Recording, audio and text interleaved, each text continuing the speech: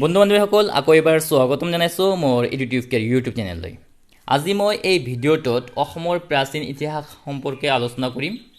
অসমৰ প্ৰাচীন ইতিহাস বুলি ক'লে বৰ্মন বংশৰ পৰা আহোমৰ আগলৈকে, অৰ্থাৎ যেতিয়া পুষ্য বৰ্মনে আনুমানিক 355 খ্ৰীষ্টাব্দত বৰ্মন বংশ প্ৰতিষ্ঠা কৰিছিল, এইখিনি সময়ৰ পৰা অসমত যেতিয়া আহোম সাম্ৰাজ্য প্ৰতিষ্ঠা হৈছিল 1228 খ্ৰীষ্টাব্দত চুকাফাই যেতিয়া আহোম সাম্ৰাজ্য প্ৰতিষ্ঠা কৰিছিল, এই সময়খিনিৰ মাজৰ সময়খিনিক কোৱা হয় প্ৰাচীন ইতিহাস।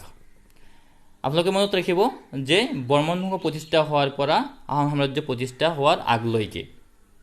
ইয়াৰ আগৰ ভিডিঅ'টোত মই প্ৰি হিষ্ট্ৰীৰ বিষয়ে অলপ আলোচনা কৰিছোঁ, অৰ্থাৎ বৰ্মন বংশ প্ৰতিষ্ঠা হোৱাৰ আগত কি হিষ্ট্ৰী আছিল সেইবোৰ আলোচনা কৰিছোঁ।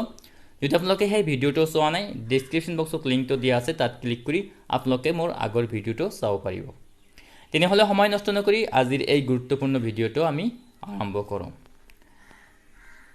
ইয়াত আছে খ্ৰীষ্টীয় চতুৰ্থ শতিকা, আনুমানিক 355 খ্ৰীষ্টাব্দৰ পৰা ত্ৰয়োদশ শতিকাৰ প্ৰথম ভাগলৈ, অৰ্থাৎ 1228 খ্ৰীষ্টাব্দলৈকে কামৰূপ ৰাজ্যত বৰ্মন, শালস্তম্ভ আৰু পাল নামৰ তিনিটা বংশৰ প্ৰায় 42জন ৰজাই ৰাজত্ব কৰাৰ কথা জনা যায়। কি কোৱা হৈছে ইয়াত যে যেতিয়া বৰ্মন বংশ প্ৰতিষ্ঠা হৈছিল আনুমানিক 355 খ্ৰীষ্টাব্দত, পুষ্য বৰ্মনে যেতিয়া বৰ্মন বংশ প্ৰতিষ্ঠা কৰিছিল, এই বৰ্মন বংশকে ধৰি শালস্তম্ভ আৰু পাল এই তিনিটা বংশৰ প্ৰায় কিমানজন ৰজাই 42জন ৰজাই 900 বছৰ ৰাজত্ব কৰিছিল। মনত ৰাখিব, 900 বছৰ ৰাজত্ব কৰাৰ পিছতেই অসমত আহোম সাম্ৰাজ্য প্ৰতিষ্ঠা হৈছিল। নেক্সট পইণ্ট, বৰ্মন বংশৰ আদি ৰজা আছিল পুষ্য বৰ্মন। বৰ্মন বংশ কোনে প্ৰতিষ্ঠা কৰিছিল যদি প্ৰশ্ন আহে, ক'ব লাগিব পুষ্য বৰ্মন। পুষ্য বৰ্মনে কি কৰিছিল? বৰ্মন বংশ প্ৰতিষ্ঠা কৰিছিল। এতিয়া আহিছোঁ আমি নেক্সট পইণ্টলৈ। পুষ্য বৰ্মন গুপ্ত সম্ৰাট সমুদ্ৰগুপ্তৰ সমসাময়িক আছিল। পুষ্য বৰ্মন যেতিয়া ৰাজত্ব কৰি আছিল, সেইখিনি সময়ত গুপ্ত সম্ৰাট কোন আছিল? সমুদ্ৰগুপ্ত। মনত ৰাখিব, গুপ্ত সম্ৰাটৰ সৰ্বশ্ৰেষ্ঠ ৰজা কোন? সমুদ্ৰগুপ্ত। গুপ্ত সম্ৰাট কোনে প্ৰতিষ্ঠা কৰিছিল বুলি যদি প্ৰশ্ন আহে, ক'ব লাগিব শ্ৰীগুপ্ত। শ্ৰীগুপ্ত হ'ল গুপ্ত সাম্ৰাজ্যৰ প্ৰতিষ্ঠাতা, আৰু এই গুপ্ত সাম্ৰাজ্যৰ সৰ্বশ্ৰেষ্ঠ ৰজা আছিল সমুদ্ৰগুপ্ত। আৰু সেইখিনি সময়ত বৰ্মন বংশৰ ৰজা কোন আছিল? পুষ্য বৰ্মন। এইবিলাক কথা মনত ৰাখিলে ভাল, প্ৰশ্ন কেনেবাকৈ আহিব যাব পাৰে। নেক্সট প্ৰশ্ন, সমুদ্ৰগুপ্তৰ এলাহাবাদ প্ৰশস্তিতে ঐতিহাসিকভাৱে কামৰূপৰ নাম পোনপ্ৰথমে উল্লেখ পোৱা যায়। যদি প্ৰশ্ন আহে ঐতিহাসিকভাৱে কামৰূপৰ নাম পোনপ্ৰথমে ক'ত পোৱা যায়, ক'ব লাগিব এলাহাবাদ প্ৰশস্তি। এলাহাবাদ প্ৰশস্তিৰ আন এটা নাম আছিল প্ৰয়াগ প্ৰশস্তি। মনত ৰাখিব, এলাহাবাদ প্ৰশস্তি বা প্ৰয়াগ প্ৰশস্তি। ইয়াক লিখিছিল কোনে? ইয়াত লিখিছিল সমুদ্ৰগুপ্তৰ ৰাজকবি হৰিসেনে। যদি প্ৰশ্ন আহে সমুদ্ৰগুপ্তৰ ৰাজকবি কোন, ক'ব লাগিব হৰিসেন। এই হৰিসেনে কি কৰিছিল? এলাহাবাদ প্ৰশস্তি বা প্ৰয়াগ প্ৰশস্তি লিখিছিল। নেক্সট পইণ্ট, ভাস্কৰ বৰ্মন বৰ্মন বংশৰ সৰ্বশ্ৰেষ্ঠ ৰজা আছিল। বৰ্মন বংশৰ সৰ্বশ্ৰেষ্ঠ ৰজা কোন আছিল বুলি যদি প্ৰশ্ন আহে, ক'ব লাগিব ভাস্কৰ বৰ্মন। তেওঁ একেবাৰে শেষৰ ৰজা আছিল, অৰ্থাৎ বৰ্মন বংশৰ শেষৰ ৰজা আছিল ভাস্কৰ বৰ্মন। নেক্সট পইণ্ট, ভাস্কৰ বৰ্মনে হংসবেগ নামৰ কটকীজনৰ যোগেদি থানেশ্বৰৰ ৰজা হৰ্ষবৰ্ধনৰ লগত বন্ধুত্ব কৰিছিল। এই ভাস্কৰ বৰ্মনে কাৰ লগত বন্ধুত্ব কৰিছিল? থানেশ্বৰৰ ৰজা। কাৰ ৰজা? থানেশ্বৰৰ ৰজা। থানেশ্বৰৰ ৰজা কোন আছিল? হৰ্ষবৰ্ধন। এই হৰ্ষবৰ্ধনৰ লগত ভাস্কৰ বৰ্মনৰ মিত্ৰতা হৈছিল। কেনেকৈ? এই হংসবেগ নামৰ কটকীজনৰ যোগেদি। এইবিলাক কথা মনত ৰাখিব লাগিব। নেক্সট পইণ্ট, ভাস্কৰ বৰ্মনৰ সময়ত গৌড় ৰাজ্যৰ ৰজা আছিল শশাংক। যেতিয়া ভাস্কৰ বৰ্মন আছিল সেইখিনি সময়ত গৌড় ৰাজ্যৰ ৰজা কোন আছিল? শশাংক। মনত ৰাখিব। নেক্সট পইণ্ট, গৌড় ৰাজ্যৰ ৰাজধানী আছিল কৰ্ণ সুবৰ্ণ। যেতিয়া শশাংকই ৰাজত্ব কৰি আছিল সেই সময়ত গৌড় ৰাজ্যৰ ৰাজধানী কি আছিল? কৰ্ণ সুবৰ্ণ। নেক্সট পইণ্ট, ভাস্কৰ বৰ্মনৰ ৰাজ্যৰ সীমা পূৰ্বে শদিয়াৰ পৰা পশ্চিমে বিহাৰৰ কোচি নদীলৈকে বিয়পি আছিল। যেতিয়া ভাস্কৰ বৰ্মনে ৰাজত্ব কৰি আছিল সেইখিনি সময়ত কি আছিল? অসমৰ পুৰণি অসমৰ সীমা কিমান দূৰলৈ বিয়পি আছিল? পূৰ্বে শদিয়া আৰু পশ্চিমে বিহাৰৰ কোচি নদী। মনত ৰাখিব। নেক্সট পইণ্ট, 594 চনত ভাস্কৰ বৰ্মনে সিংহাসন আৰোহণ কৰি প্ৰচলন কৰা চনটোক ভাস্কৰাব্দ বা কামৰূপী চন বলে। ইয়াত দুটা প্ৰশ্ন হ'ব পাৰে যে ভাস্কৰ বৰ্মনে কিমান চনত সিংহাসন আৰোহণ কৰিছিল? উত্তৰ হ'ব 594 চনত। 594 চনত তেওঁ সিংহাসন আৰোহণ কৰিছিল আৰু তেওঁ সিংহাসনত আৰোহণ কৰি ভাস্কৰাব্দ বা কামৰূপী চন এটা নতুন চন আৰম্ভ কৰিছিল। মনত ৰাখিব, ভাস্কৰাব্দ বা কামৰূপী চন। নেক্সট পইণ্ট, ভাস্কৰ বৰ্মনৰ সময়ত চীনা পৰিব্ৰাজক হিউৱেন-চাং কামৰূপলৈ আহিছিল। এই ভাস্কৰ বৰ্মন যেতিয়া ৰাজত্ব কৰি আছিল সেইখিনি সময়ত চীনা পৰিব্ৰাজক হিউৱেন-চাং কামৰূপলৈ আহিছিল। বহুত গুৰুত্বপূৰ্ণ পইণ্ট হয় এইটো। চিউকি নামৰ গ্ৰন্থখন হিউৱেন-চাঙে লিখিছিল। মাজে মাজে পৰীক্ষাত আহি থাকে চিউকি কোনে লিখিছিল? উত্তৰ হ'ব হিউৱেন-চাং। হিউৱেন-চাঙে চিউকি লিখিছিল। নেক্সট পইণ্ট, ভাস্কৰ বৰ্মনে খোদিত কৰা দুখন তামৰ ফলি হ'ল ডুবিফলি আৰু নিদানপুৰ তামৰ ফলি। প্ৰশ্ন আহি যাব পাৰে যে তেওঁ দুখন ফলি লিখিছিল, তেওঁ খোদিত কৰা দুটা ফলিৰ নাম কি? ক'ব লাগিব ডুবিফলি আৰু নিদানপুৰ তামৰ ফলি। এই ডুবিফলিটো ক'ত পোৱা যায়? বৰ্তমান বৰপেটা জিলাত। আৰু নিদানপুৰ তামৰ ফলিটো ক'ত পোৱা যায়? বংগদেশৰ অন্তৰ্গত। মনত ৰাখিব। নেক্সট পইণ্ট, হৰ্ষবৰ্ধনৰ ৰাজকবি আছিল বাণভট্ট। বাণভট্ট কোন আছিল? হৰ্ষবৰ্ধনৰ ৰাজকবি। হৰ্ষচৰিত বাণভট্টৰ দ্বাৰা ৰচিত। এই হৰ্ষচৰিত কোনে লিখিছিল বুলি যদি প্ৰশ্ন আহে উত্তৰ হ'ব বাণভট্ট। বাণভট্টই কি কৰিছিল? হৰ্ষচৰিত লিখিছিল আৰু হৰ্ষবৰ্ধনৰ ৰাজকবি আছিল বাণভট্ট। নেক্সট পইণ্ট,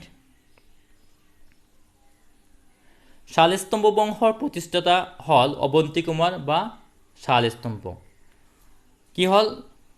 একেবাৰে শেষৰ ৰজা আছিল কি? বৰ্মন বংশৰ একেবাৰে শেষৰ ৰজা আছিল ভাস্কৰ বৰ্মন।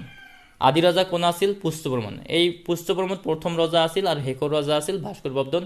এই বৰ্মন বংশৰ পিছতেই কি আহিল? শালস্তম্ভ বংশ। আৰু এই শালস্তম্ভৰ বংশৰ প্ৰথম ৰজা কোন আছিল?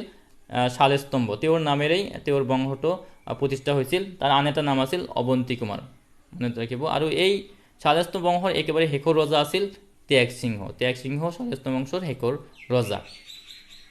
নেক্সট পইণ্ট, শালস্তম্ভ বংশৰ ৰজাসকলে ভগদত্তৰ বংশধৰ বুলি চিনাকি দিয়ে। এই শালস্তম্ভৰ যিবিলাক ৰজা আছে নিজকে কি কয়? ভগদত্তৰ বংশধৰ বুলি কয়। ভগদত্তৰ পিতাকৰ নাম আছিল নৰকাসুৰ। আপোনালোকে হয়তো মনত পেলাইছে। নৰকাসুৰৰ পুত্ৰ আছিল ভগদত্ত। এই ভগদত্তৰ বংশধৰ বুলি কয়। শালস্তম্ভসকলৰ ৰজাসকলে নিজকে এই ভগদত্তৰ বংশধৰ বুলি পৰিচয় দিয়ে। নেক্সট পইণ্ট, হৰূপেশ্বৰ শালস্তম্ভ বংশৰ ৰজাসকলৰ ৰাজধানী আছিল। যেতিয়া শালস্তম্ভসকলে কি কৰি আছিল? ৰাজত্ব কৰিছিল। সেইখিনি সময়ত হৰূপেশ্বৰ সিহঁতৰ ৰাজধানী আছিল। নেক্সট পইণ্ট, শালস্তম্ভ বংশৰ শ্ৰেষ্ঠ ৰজা আছিল শ্ৰীহৰ্ষ বা শ্ৰীহৰ্ষ বৰ্মা। শালস্তম্ভ বৰ্মৰ সৰ্বশ্ৰেষ্ঠ ৰজা বুলি যদি কোৱা হয় তেনেহ'লে শ্ৰীহৰ্ষ বা শ্ৰীহৰ্ষ বৰ্মা বুলি জনা যায়। শ্ৰীহৰ্ষ বৰ্মাৰ জীয়েক ৰাজ্যমতীক নেপালৰ ৰজা জয়দেৱে বিয়া কৰিছিল। এই শ্ৰীহৰ্ষ বৰ্মাৰ জীয়েক কোন আছিল? ৰাজ্যমতী। আৰু এই ৰাজ্যমতী বিয়া দিছিল কাৰ লগত? নেপালৰ ৰজা জয়দেৱৰ লগত। ইয়াত এটা প্ৰশ্ন হ'ব পাৰে যে পশুপতি মন্দিৰ কোনে কাৰ নামত বনাইছিল? ক'ব লাগিব ৰাজ্যমতীয়ে নিৰ্মাণ কৰিছিল। নেপালৰ বিখ্যাত পশুপতি মন্দিৰ ৰাজ্যমতীয়ে নিৰ্মাণ কৰিছিল। মনত ৰাখিব। এই ৰাজ্যমতী কোন আছিল? শ্ৰীহৰ্ষ বৰ্মাৰ জীয়েক। এতিয়া আমি নেক্সট পইণ্ট লৈ আহোঁ। ত্যাগ সিংহ। ত্যাগ সিংহ আছিল শালস্তম্ভ বংশৰ একেবাৰে শেষৰজন ৰজা। পাল বংশৰ প্ৰতিষ্ঠাপক ৰজা কোন আছিল? ব্ৰহ্মপাল। মনত ৰাখিব, ব্ৰহ্মপাল হ'ল পাল বংশৰ প্ৰতিষ্ঠাতা। তেওঁ এই পাল বংশ প্ৰতিষ্ঠা কৰিছিল। পাল বংশৰ শেষ ৰজা কোন আছিল? জয়পাল। জয়পাল কি আছিল? পাল বংশৰ শেষৰ ৰজা। নেক্সট পইণ্ট, কামৰূপৰ ৰজা পৃথু ৰজাৰ দিনত 1206 চনত মুছলমানসকলে পোনপ্ৰথমে কামৰূপ আক্ৰমণ কৰিছিল। বহুত ইম্পৰ্টেণ্ট পইণ্ট হয় যে মুছলমানসকলে কেতিয়া পোনপ্ৰথমে অসম আক্ৰমণ কৰিছিল বা কামৰূপ আক্ৰমণ কৰিছিল? তেতিয়া ক'ব লাগিব 1206 চনত। এই 1206 চনত মুছলমানসকলে পোনপ্ৰথমে কামৰূপ আক্ৰমণ কৰিছিল। তেতিয়া ৰজা কোন আছিল? পৃথু। নেক্সট পইণ্ট, মুছলমানসকলৰ এই কামৰূপ আক্ৰমণৰ কাহিনী কানাই বৰশী বোৱা শিলালিপিত উল্লেখ আছে। এই মুছলমানসকলে যে 1206 চনত কামৰূপ আক্ৰমণ কৰিছিল কেনেকৈ আমি জানিব পাৰি, এই কানাই বৰশী বোৱা শিলালিপিত এই কথাটো উল্লেখ আছে। নেক্সট পইণ্ট, মুছলমানৰ প্ৰথম কামৰূপ আক্ৰমণৰ নেতৃত্ব দিছিল মহম্মদ ইবনে বখতিয়াৰ খিলজী। মুছলমানসকলে যেতিয়া কামৰূপ আক্ৰমণ কৰিছিল তাৰ নেতৃত্ব কোন দিছিল? মহম্মদ ইবনে বখতিয়াৰ খিলজী। মনত ৰাখিব, গুৰুত্বপূৰ্ণ পইণ্ট হয় এইবিলাক। নেক্সট পইণ্ট, 1227 চনত মুছলমানে দ্বিতীয়বাৰৰ বাবে কামৰূপ আক্ৰমণ কৰিছিল। এইবাৰ মুছলমানৰ নেতা আছিল বংগদেশৰ শাসনকৰ্তা গিয়াছুদ্দিন বখতিয়াৰ। দ্বিতীয়বাৰ যেতিয়া মুছলমানসকলে কামৰূপ আক্ৰমণ কৰিছিল তেওঁ বংগদেশৰ শাসনকৰ্তা আছিল কিমান চনত? 1227 চনত। নেক্সট পইণ্ট, 1228 চনত মুছলমানে তৃতীয়বাৰৰ বাবে কামৰূপ আক্ৰমণ কৰিছিল। তৃতীয়বাৰ কেতিয়া আক্ৰমণ কৰিছিল মুছলমানে? 1228 চনত। এইবাৰ মুছলমানসকলৰ নেতা কোন আছিল? নাছিৰুদ্দিন। মনত ৰাখিব, মুছলমান তৃতীয় আক্ৰমণকাৰী নেতা কোন আছিল? নাছিৰুদ্দিন। নেক্সট পইণ্ট, মুছলমানৰ তৃতীয় কামৰূপ আক্ৰমণৰ কামৰূপ ৰজা পৃথুৰ মৃত্যু হৈছিল। বহুত গুৰুত্বপূৰ্ণ পইণ্ট হয় যে পৃথুৰ মৃত্যু কেতিয়া হৈছিল? যেতিয়া মুছলমানসকলে তৃতীয়বাৰৰ কাৰণে কি কৰিছিল? কামৰূপ আক্ৰমণ কৰিছিল, তেতিয়া পৃথুৰ মৃত্যু হয়। নেক্সট পইণ্ট, পৃথু ৰজাৰ বংশৰ শেষ ৰজা আছিল সন্ধা। সন্ধা আছিল পৃথুৰ বংশত, পৃথু ৰজাৰ বংশৰ শেষ ৰজা। তেওঁ কিমান চনলৈকে ৰাজত্ব কৰিছিল? 1250 পৰা 1270লৈকে। মনত ৰাখিব সৰু সৰু কথা এইবোৰ। কামৰূপৰ ৰজা সন্ধাৰ দিনত 1257 চনত মুছলমানসকলে চতুৰ্থবাৰৰ বাবে কামৰূপ আক্ৰমণ কৰিছিল। মুছলমানসকলে চতুৰ্থবাৰ কেতিয়া কামৰূপ আক্ৰমণ কৰিছিল বুলি যদি প্ৰশ্ন আহে? 1257 চনত। তেতিয়া ৰজা কোন আছিল কামৰূপৰ? সন্ধা। নেক্সট পইণ্ট লৈ আহোঁ এতিয়া। মুছলমানৰ চতুৰ্থ কামৰূপ আক্ৰমণৰ সেনাপতি কোন আছিল? যদি প্ৰশ্ন আহে ক'ব লাগিব তুগৰিল খাঁ। নেক্সট পইণ্ট, সন্ধা ৰজাই কামৰূপৰ ৰাজধানী কামৰূপ নগৰৰ পৰা তুলি আনি কমতাপুৰত স্থাপন কৰিছিল। তেতিয়াৰ পৰা কামৰূপৰ নাম কামৰূপ কমতা বা কমতা নামে পৰিচিত হৈছিল। এই সন্ধা ৰজাই কি কৰিছিল? কামৰূপৰ ৰাজধানী কামৰূপ নগৰৰ পৰা তুলি আনিছিল আৰু ক'ত স্থাপন কৰিছিল? কমতাপুৰত স্থাপন কৰিছিল। আৰু তেতিয়া এই ৰাজধানীৰ নাম কি আছিল? কামৰূপ কমতা বা কমতা। তেতিয়াৰ পৰা এই নামেৰে পৰিচিত হৈছিল। মনত ৰাখিব, বহুত গুৰুত্বপূৰ্ণ পইণ্ট হয়। নেক্সট, 1228 চনত চুকাফাৰ নেতৃত্বৰ টাই আহোমসকলে অসমত প্ৰৱেশ কৰি আহোম ৰাজ্য প্ৰতিষ্ঠা কৰিছিল। কিমান চনত অসমত আহোম সাম্ৰাজ্য প্ৰতিষ্ঠা হৈছিল? মই ভিডিঅ'টোৰ প্ৰথমেই কৈছিলোঁ যে চুকাফাই আহোম সাম্ৰাজ্য প্ৰতিষ্ঠা কৰিছিল 1228 চনত। তেতিয়াৰ পৰাই এই যিটো বংশ পাল বংশ শেষ হৈ যায়। আহোম ৰাজ্যৰ প্ৰথম ৰাজধানী কি আছিল? চৰাইদেউ। আমি পিছৰ ভিডিঅ'ত এইবিলাক ভালদৰে আলোচনা কৰিম। আমি এই ভিডিঅ'টোত প্ৰাচীন ইতিহাসৰ বিষয়ে থুলমূল এটা আভাস পালোঁ আৰু ইয়াৰ পৰা কেনেকুৱা প্ৰশ্ন আপোনালোকৰ পৰীক্ষাত আহিব পাৰে এইবোৰ ইয়াত গুৰুত্ব সহকাৰে আলোচনা কৰিলোঁ। প্ৰতিটো পইণ্ট বহুত ইম্পৰ্টেণ্ট হয়, আপোনালোকে ভালদৰে এইবিলাক পইণ্ট নোট কৰি ৰাখিব।